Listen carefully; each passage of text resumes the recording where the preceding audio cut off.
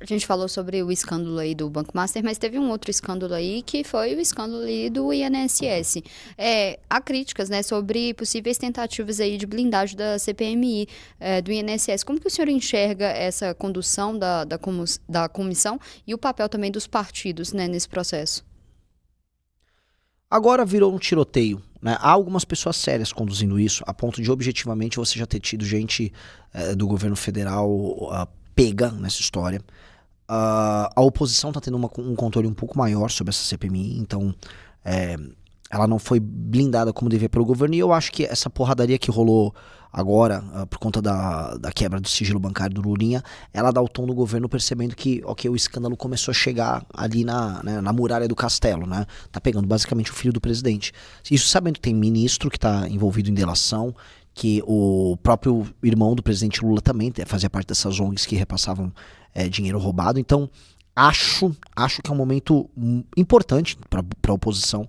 Acho que institucionalmente falando, esse escândalo ele é um pouquinho menos, vamos dizer, abrangente do que o Banco Master, no sentido de que elementos da direita não estão tão presentes quanto elementos da esquerda, mas para o governo vai ser um desastre. E eu acho que eles vão para uma tentativa de operação abafa desesperada agora que o ano começou após o carnaval, porque agora, essa semana, eles viram o tamanho do problema. Mas na avaliação do senhor, tem ali uma seletividade na apuração desses escândalos, né, conforme ali o alinhamento político dos envolvidos? Eu não vejo. Eu vi convocações sendo feitas, por exemplo, o pessoal da Lagoinha, mais à direita. Tentaram convocar o Zema, eu não vi motivos para o Zema ser convocado. Porque por mais que a empresa dele venda crédito consignado, e a gente pode discutir se é correto ou não esse modelo de crédito consignado em cima de Bolsa Família, né? Mas não parece que ele tinha envolvimento nisso. Agora, envolvimento das empresas ligadas ao universo, infelizmente, vamos botar aí de agentes públicos com conexões com o governo federal, estão mais explícitas. As delações estão levando tudo para esse campo. O que tem agora, por exemplo, é a questão que envolve o escritório do próprio Flávio Bolsonaro, do envolvimento estranho e de repasses de ligações do Willer Tomás, que é próximo do Flávio, com o Everson Rocha, que é parte integrante fundamental desse escândalo. E talvez isso comece a chegar no Flávio também. Esse é um dos elementos que vai começar a buscar o Flávio. E eu acho que vale notar o seguinte ponto. Começaram a falar desse escritório do Flávio, nesse escândalo, logo após o filho do Lula ter sido colocado e logo após sair essa última pesquisa. Como a gente sabe, o Lula e o PT estavam pensando em bater no Flávio lá para maio, quando tivesse certo que o Flávio seria candidato. Eles querem o Flávio como candidato porque o Flávio tem uma rejeição alta. E iam deixar a porradaria para comer depois. Agora, eles estão antecipando a porradaria. Então a gente vai começar a ver, vamos dizer, esse escândalo indo também para a direita. Falando um pouco sobre agora a eleição, mas falando um pouco mais aqui de Minas Gerais, a gente tem um cenário um pouco indefinido. E falando de indefinição, tem um senador Rodrigo Pacheco que não se coloca ainda como um pré-candidato ao governo de Minas e o presidente Lula fazendo apelos para que ele seja. Como que o senhor avalia essa indefinição do senador Rodrigo Pacheco? Eu acho, assim, aqui em Minas o jogo tá muito, muito indefinido. Eu tô rodando o Brasil e aqui é um dos cenários mais complicados de analisar.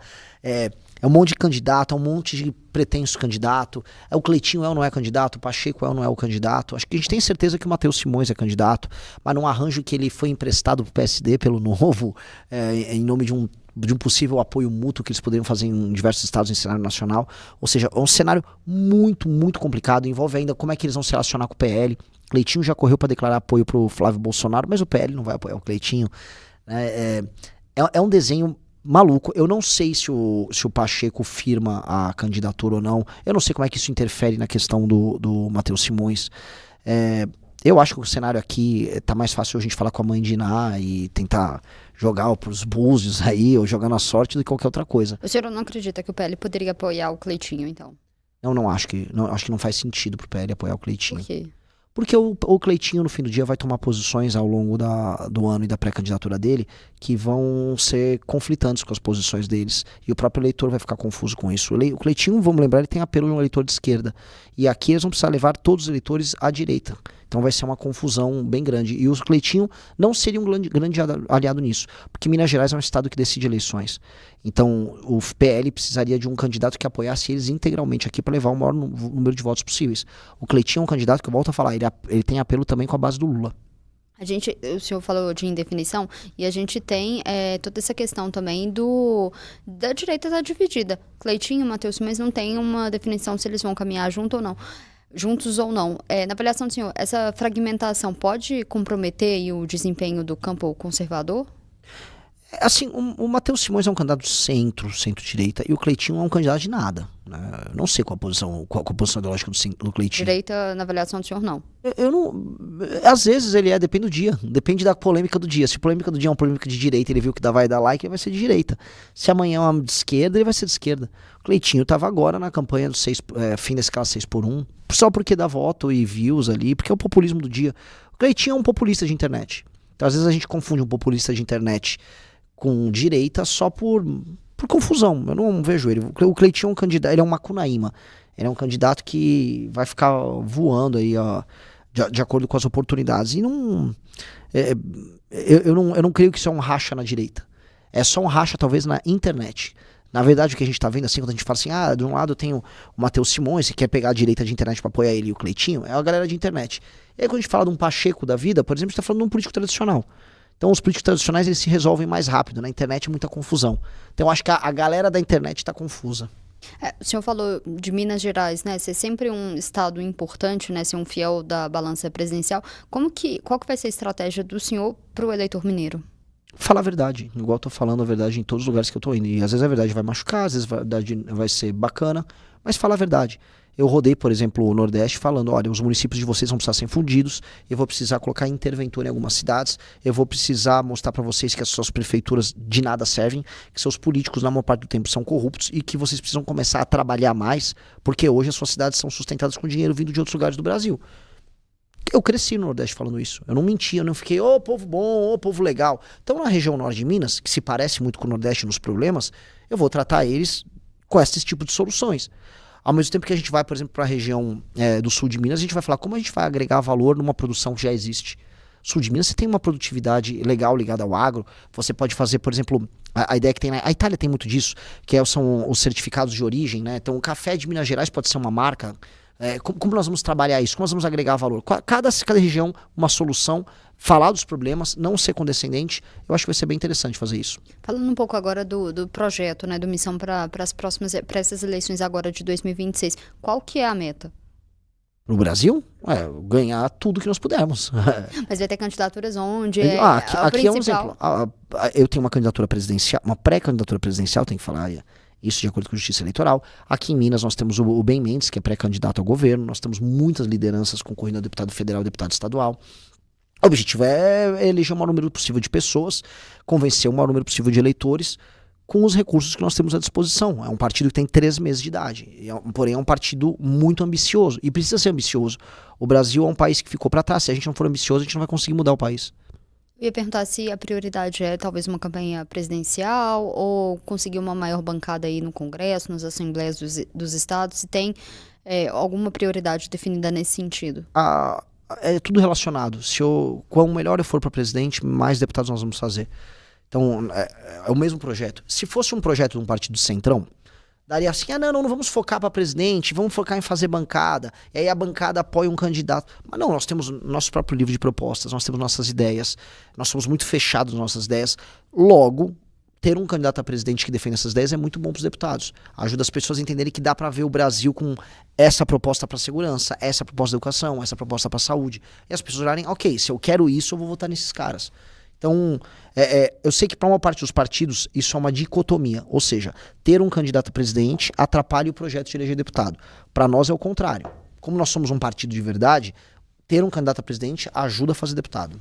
O senhor falou do nome do Ben Mendes para ser pré-candidato ao governo de Minas. Vai ser uma candidatura ou tem chance ali de abrir mão dele ser candidato só a deputado, estadual ou federal? O Ben Mendes veio conversar conosco e ele veio conversar conosco para ser candidato a governador.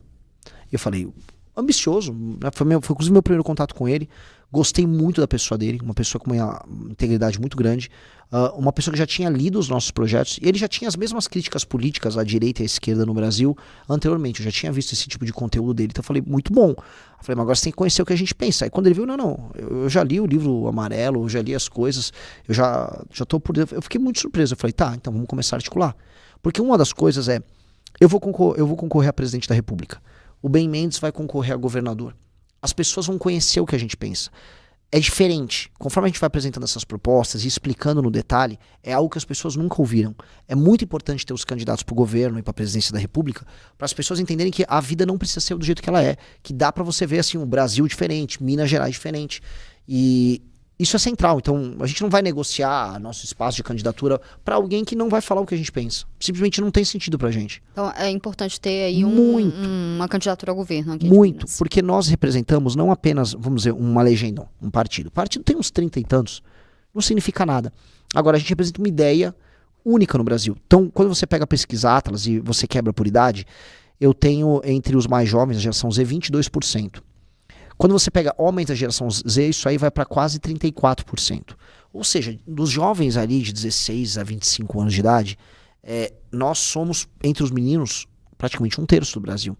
Entre meninos e meninas, nós somos aí um pouco mais do que 1/5 do Brasil já, com um cara que não é tão conhecido ainda. O que eu quero dizer com isso? Claramente a gente está representando uma nova forma de pensar a política. Se isso não estiver presente nos debates, para que eu montei um partido?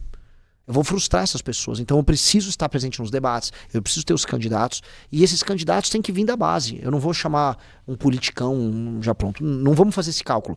Se a gente acredita nas nossas ideias, a gente tem que botar pessoas para defender as nossas ideias. Então tem que ter candidato.